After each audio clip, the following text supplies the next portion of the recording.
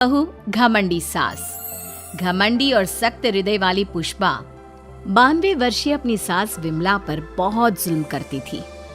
ससुर के गुजर जाने के बाद से पुष्पा ने अपनी सास विमला का जानवरों से भी बदतर हाल कर दिया था। वो उसकी गिनती घर के नौकरों में करती, उसे अलग थाली में खाना देती, रहने के लिए अलग छोटा सा कमरा। ये सब देख पुष्पा के पति आलोक को बेहद दुख होता, लेकिन वे चाहकर भी ना कुछ कह पाते ना कुछ कर पाते। एक तरफ उसकी 92 वर्षीय वृद्ध माँ थी, तो दूसरी तरफ उसकी धर्मपत्नी। वो करता भी तो क्या करता, वो असमंजस में पड़ गया था। तभी एक दिन पुष्पा अपने पति आलोक से कहती है, सुनो जी, मैं सोच रही थी क्यों ना अपने बेटे राहुल की भी शादी करा दे। देखो ना, घर का सारा काम मुझे अकेले करना पड़ता है और वो बुढ़िया की देख रेख भी मुझे ही करनी पड़ती है। मुझसे नहीं होता ये सब। ठीक है, हम राहुल के लिए लड़की देखना शुरू करते हैं। वैसे भी अब उसकी उम्र हो चुकी है। पुष्पा राहुल की शादी के बारे में सोचकर मन ही मन खुश होने लगती है। दरअसल पुष्पा अपने लिए एक ऐसी बहू की तलाश में है जो गाय से भी ज्यादा सीधी और कोयल से भी ज्यादा मीठी हो। बहुत ढूंढने और जांच परखने के बाद देविका के साथ आखिरकार उसकी तलाश पूरी होती है। वो देविका को राहुल के लिए पसंद कर लेती है और एक अच्छा सा मुहूर्त देखकर उनकी शादी करा देती है। ऊंचे संस्कार और सरल स्वभाव वाली देविका ने ससुराल में पहले दिन से ही सबका दिल जीत लिया। वो रोजाना अपने ससुराल में दिन की शुरुआत पूजा पाठ से करती और सबका अच्छे से ख्याल रखती। एक दिन देविका सबके लिए डाइनिंग टेबल पर प्लेट लगाती है। सभी लोग टेबल के पास आकर बैठ जाते हैं। देविका अपनी दादी सास का भी हाथ पकड़कर उन्हें डाइनिंग टेबल पर बिठाती है और उन्हें खाना परोस ही रही होती है कि पुष्पा उसे रोक लेती है। ठहरो देविका। क्या हुआ मम्मी जी? देविका, तुम इस घर में नई हो इसलिए शायद तुम्हें पता नहीं, तुम्हारी दादी सास के लिए अलग थाली है, वो इस थाली में नहीं खाती। देविका मुड़कर विमला की तरफ देखती है और फिर अपनी सास पुष्पा से प्रश्न करती है, लेकिन मम्मी जी, रसोई में तो यही प्लेट थी। तुम यहीं ठहरो, मैं इनके लिए प्लेट लेकर आती हूँ। पुष्पा रसोई में किसी कूड़ेदान की तरह पड़ी प्लास्टिक की प्लेट लेकर आती है और उसी में विमला के लिए खाना लगाती है। जब ये सब देविका देखती है तो वो आश्चर्य में पड़ जाती है और फौरन उठकर रसोई घर से दूसरी प्लास्टिक की प्लेट भी ले आती है। अरे बेटा, ये दूसरी थाली तो किसके लिए लाई है? देविका मासूमियत के साथ जवाब देती है, आपके लिए मम्मी जी। हाँ, मेरे लिए? पर क्यों? माँ जी, जब आपने अपनी सास यानी मेरी दादी सास को प्लास्टिक की प्लेट में खाना लगाया तो मैं समझ गई कि ये जरूर आपके घर की कोई परंपरा होगी, इसलिए मैं आपके लिए भी ये प्लास्टिक की प्लेट ले आई। अब आप अपनी सास के लिए इस प्लेट में खाना लगा दीजिए और मैं अपनी सास के लिए इसमें खाना लगा देती हूँ। देविका की बातों से पुष्पा हैरान हो जाती है। वो सोच में पड़ जाती है कि वो अपनी बहू देविका की मासूमियत पर खुश हो या फिर उसकी नासमझी पर दुखी। इसी तरह दिन बीतते चले जाते हैं और अब देविका को घर का माहौल और सास का स्वभाव सब समझ में आने लगता है। एक दिन सुबह पुष्पा अपनी सास यानी विमला को उसके कपड़े धोने के लिए कहती है और ये सब दूर से देविका देख लेती है। उसके कुछ ही समय बाद देविका आती है और अपनी सास पुष्पा से कहती है, मम्मी जी, मैंने घर का सारा काम कर लिया है, कपड़े, बर्तन, झाड़ू, पोछा सब लगा लिया है। अब मैं आपके पैर दबा देती हूँ। अरे लेकिन बेटा, तूने कपड़े नहीं धोए? मेरे कपड़े तो अंदर कमरे में ज्यों के त्यों पड़े हैं।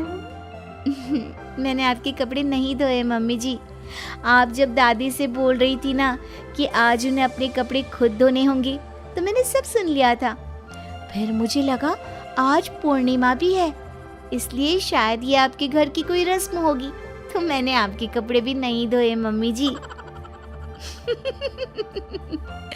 देविका की बातें सुनकर पुष्पा अपना सर पकड़ लेती है और मन ही मन कहती है, ये तो जरूरत से कुछ ज्यादा ही सीधी है। अब क्या करूं मैं इसका? इस बुढ़िया ने मुझे परेशान करके रख दिया है। एक तरफ वो जरूरत से ज्यादा सीधी मेरी बहू, जो मेरी हर हरकत को इस घर का रिवाज समझ लेती है, और दूसरी तरफ ये बुढ़िया जो रोज अपना बिस्तर गंदा कर देती है। आए बुढ़िया, अब कौन करेगा ये बिस्तर साफ? बाहर से नौकर बुलाने पड़ेंगे क्या? चल जल्दी से अपना बिस्तर साफ कर, गंद मचा कर रखा है। बहू, तू ऐसा क्यों कहती है? मैंने तेरा क्या बिगाड़ा है? मैंने तो कभी तुझसे ऊंची आवाज में बात तक नहीं की, फिर तू मुझसे इतनी नफरत क्यों करती है?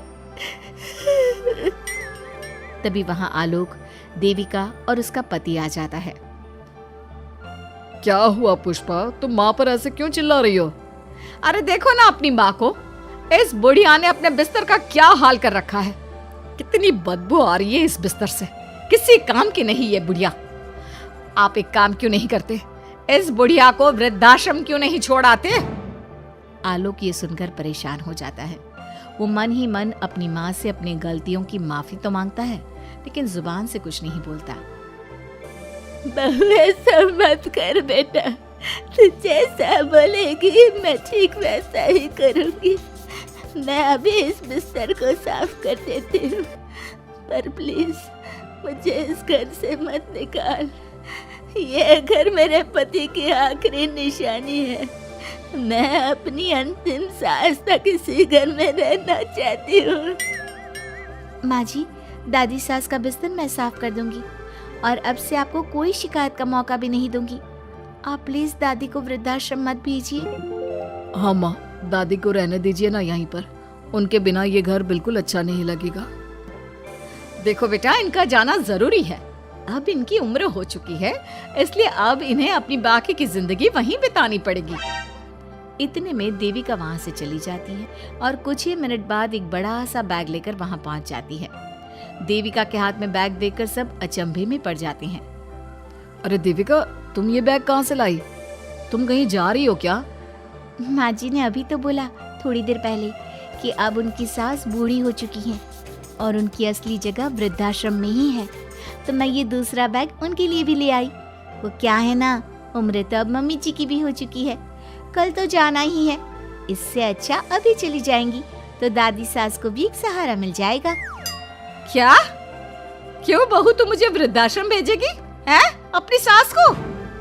मम्मी जी, अगर आप इस परंपरा का पालन करेंगी तो मुझे भी तो इस परंपरा का पालन करना पड़ेगा ना। मैं बिल्कुल आपकी तरह बनना चाहती हूँ। मेरी माँ कहा करती थी, ससुराल में बिल्कुल अपनी सास के नक्शे कदम पर ही चलना। जैसा वो करें और जैसा वो रहे, ठीक वैसा ही रहना। तभी मैं एक अच्छी बहू बनने में कामयाब हो पाऊंगी ना सासू माँ।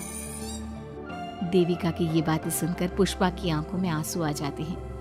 देविका की बातों में उसे मासूमियत के साथ साथ आज बहुत सी चीजें सुनाई देती हैं, जो चीख चीख कर बताती है कि वो आज तक कितना गलत करते आई है।